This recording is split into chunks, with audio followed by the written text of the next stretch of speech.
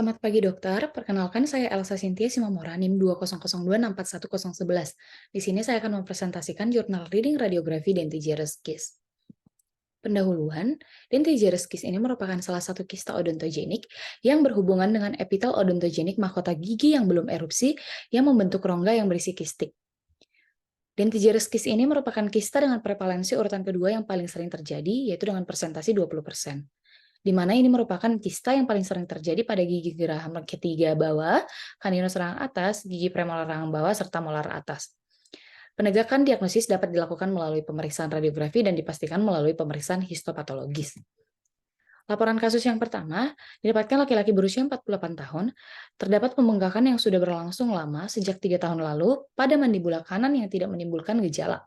Pemeriksaan ekstraoral, tidak ada pembengkakan kelenjar limfe dan tidak ada parestesi pada nervus alveolaris inferior kanan. Pemeriksaan intraoral tidak menunjukkan adanya kelainan jaringan lunak. Palpasi, tidak ditemukan adanya pembengkakan seperti papan. Dilakukan pemeriksaan panografi atau ortopantogram seperti pada PPT. Kemudian diagnosis finalnya adalah dentigerous kiss gigi 48. Laporan kasus kedua, wanita berusia 43 tahun ingin dilakukan pencabutan gigi 38 dan 48 dan tidak menunjukkan gejala apapun seperti parestesi, vertesi, ataupun keluhan lainnya. Pemeriksaan ekstraoralnya tidak ditemukan kelainan, intraoralnya sedikit penonjolan tulang kortikal di daerah eksternal oblik lain kiri yang berkaitan dengan gigi 37. Dilakukan pemeriksaan panoramik seperti pada slide dan didapatkan diagnosis final dentigerous kiss gigi 38. Laporan kasus ketiga, perempuan berusia 25 tahun, terdapat pembengkakan pada gigi anterior mandibula disertai rasa tidak nyaman dan muncul sebulan lalu. Pemeriksaan ekstraoralnya normal, intraoralnya terdapat pembengkakan vestibular traba yang meluas dari daerah gigi caninus kanan mandibula hingga caninus kiri mandibula. Pada palpasi, terdapat pembengkakan yang tidak menimbulkan nyeri, keras, dan mukosa di atasnya tidak menunjukkan tanda-tanda peradangan. Dilakukan pemeriksaan panoramik seperti pada slide dan didapatkan diagnosis finalnya dentigerous kiss. Pembahasannya, dentigerous kiss ini terjadi pada usia yang luas dengan frekuensi puncak pada dekade kedua hingga keempat, di mana kista ini merupakan kista odontogenik yang berhubungan dengan epitel odontogenik mahkota gigi yang belum erupsi dan berasal dari pemisahan folikel di sekitar mahkota gigi yang bersangkutan yang membentuk rongga yang dibatasi oleh epitel enamel yang berisi cairan kistik.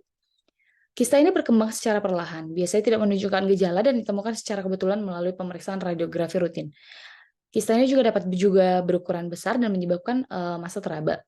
Secara radiografis, kista ini memiliki tampilan radiolusen unilokular dengan batas sklerotik yang jelas yang meliputi mahkota gigi yang belum erupsi dari cemento enam junction ke cemento enam junction. Di mana pada lesi yang besar, kista ini dapat ditemukan radiolusen multilokular. Jika terjadi pada mandibula, kista ini dapat menyebabkan perpindahan kanalis mandibula, resepsi akar yang berdekatan, dan fraktur patologi mandibula. Untuk interpretasi yang pertama, untuk elemen area pertama, yaitu tidak ditemukan gigi hilang, tidak ada persistensi, impaksi pada gigi 48, kondisi mahkota gambaran radiografik dari radiopak dari enamel hingga dentin menyerupai bahan tumpatan pada gigi 35, 36, 46, dan 47. Kondisi akarnya dalam batas normal, kondisi alveolar crest furkasinya dalam batas normal, kondisi periapikal dalam batas normal. Area 2 maxilla sinusnya itu dalam batas normal, area 3 mandibulanya itu terdapat gambaran radiolusen berbatas jelas, berbentuk oval berdiameter kurang lebih 5 cm meluar dari cemento enamel junction sisi mesial hingga cemento enamel junction sisi distal gigi 48. Sisi dekstra lesi bersinggungan dengan akar distal gigi 47 dan lesi bersinggungan dengan kanalis mandibula. Area 4 MJ bentuk kondilus fossa eminens serta posisi kondilusnya tidak dapat diinterpretasikan. Area 5 ramus os vertebra tidak dapat diinterpretasikan dan didapatkan kesan terdapat kelainan pada area 1 dan 3. Radiodiagnosisnya adalah dentigerous kiss pada gigi 48 dan juga impaksi gigi 48. Untuk kasus yang kedua, pada area pertama didapatkan gigi hilang pada 1828, tidak terdapat persistensi, impaksi pada gigi 38 dan 48, kemudian kondisi mahkotanya terdapat gambaran radiopak dari enamel hingga dentin menyerupai bahan tumpatan pada gigi 17 dan 27. Kondisi akar terdapat gambaran radiopak dari kamar pulpa hingga apikal gigi menyerupai bahan pengisian saluran akar pada gigi 46. Kemudian kondisi alveolar crest dan furkasinya dalam batas normal, kondisi periapikalnya dalam batas normal, area 2 maksila sinus nasalnya dalam batas normal, area 3 mandibulanya itu terdapat gambaran radiolucent unilokular, berbatas jelas berdiameter kurang lebih 7 kali 5 cm, meluas dari semento enamel junction sisi mesial hingga semento enamel junction sisi distal dari gigi 38 yang meluas hingga apikal gigi 35. Sisi superior lesi bersinggungan dengan akar gigi 37, 36, dan 35. Area 4 yaitu TMJ, bentuk kondilus fossa eminens dan posisi kondilusnya tidak dapat diinterpretasi. Area 5, ramus osteovertebranya juga tidak dapat diinterpretasi. Didapatkan kesan terdapat kelainan pada area 1 dan 3. Dan radiodiagnosisnya adalah dentigereskis pada gigi 38, impaksi gigi 38 dan 48, edentulus pada gigi 1828, nekrosis pulpa gigi 46, kemudian pulpitis reversibel gigi 1727. Untuk kasus ketiga, didapatkan interpretasi untuk area pertama, terdapat gigi hilang 25, persistensinya tidak ada, impaksi tidak ada, kondisi mahkota, akar alveolar crest, furkasi, dan periapikalnya dalam batas normal. Area 2, maksila sinus nasalnya itu dalam batas normal. Area 3 mandibula, terdapat gambaran radiolucent berbentuk oval berbatas jelas berdiameter kurang lebih 7 cm, meluas dari akar mesial gigi 46 hingga akar gigi 33, disertai gambaran radiopak berdiameter kurang lebih 2 cm, menyerupai benih gigi 43.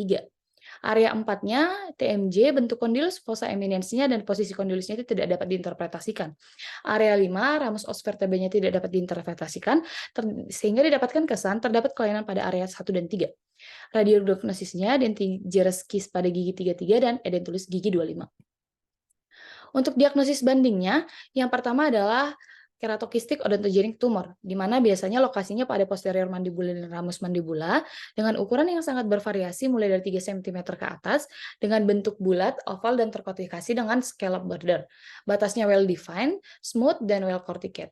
Oreodiodensitasnya radiolucent dan efek terhadap jaringan sekitarnya tumbuh melalui tulang tanpa adanya ekspansi tulang yang signifikan. Yang kedua ada amyloblastoma, di mana lokasinya itu 80% pada posterior body ataupun angulus ataupun ramus daripada rahang bawah dan dapat terjadi pada anterior rahang bawah atau ras aprika. Ukurannya sangat bervariasi, tergantung umur lesi yang semakin lama semakin besar dan menyebabkan asimetris wajah. Bentuknya bisa multilokular ataupun soft bubble maupun honeycomb. Batasnya smooth and scallop, well defined dan well corticated. Radiodensitasnya radiolucent dengan septa internal radiopak. Efek terhadap jaringan sekitarnya, gigi sekitarnya itu berpindah, goyang, dan resorpsi akar. Dapat juga menyebabkan ekspansi lesi ke segala arah dan lesi maksila dapat menyebar ke sinus paranasal, orbitas, atau basis kranial. Kemudian diagnosis banding yang ketiga adalah odontogenic myxoma, di mana lokasinya biasanya pada posterior mandibula dan maksila dengan ukuran bervariasi, namun bisa sangat besar jika tidak ditangani. Bentuknya multilokular atau honeycomb atau soft bubble, kadang unilokular. Batasnya halus dan scallop, kemudian well defined. Radiodensitasnya radiolucent dengan septa internal halus atau trabekula tegak lurus satu dengan yang lain, yang kadang menghasilkan gambaran seperti senar raket, tenis, atau huruf X atau Y. Efek terhadap jaringan sekitarnya, gigi sekitar dapat berpindah dan goyang, akar resorpsi dikaitkan dengan gigi hilang atau tidak erupsi. Dapat juga menyebabkan ekspansi tulang kebukal, serta sebabkan perforasi tulang kortikal. Diagnosis yang terakhir adalah diagnosis banding yang terakhir adalah simple bone case, di mana lokasinya itu body dan ramus posterior mandibula. Ukurannya bervariasi, dapat mencapai beberapa sentimeter dengan bentuk unilokular, irregular, tetapi batas atas melengkung di antara gigi. Batasnya smooth dan bergelombang, moderate well defined, moderate well or poorly corticated. Radiodensitasnya radiolucent, efek terhadap jaringan sekitarnya minimal dan tidak terjadi perpindahan gigi yang berdekatan dan sangat jarang meresorpsi, minimal atau bahkan tidak mengalami ekspansi pada rahang. Didapatkan kesimpulan bahwa kista dentigerous merupakan kista odontogenik yang berkembang pada daerah maksilofasial yang berhubungan dengan epitel odontogenik mahkota gigi yang belum erupsi. Di mana gambaran radiografinya itu bulat atau oval yang halus yang berhubungan dengan gigi yang belum erupsi. Diagnosis banding dari kista dentigerous meliputi korektokistik odontogenik tumor, ameloblastoma, odontogenic myxoma, serta simple bone case. Penting bagi dokter untuk mengetahui karakteristik beserta diagnosis banding dari kista dentigerous agar dapat menentukan rencana perawatan. Sekian presentasi dari saya, terima kasih.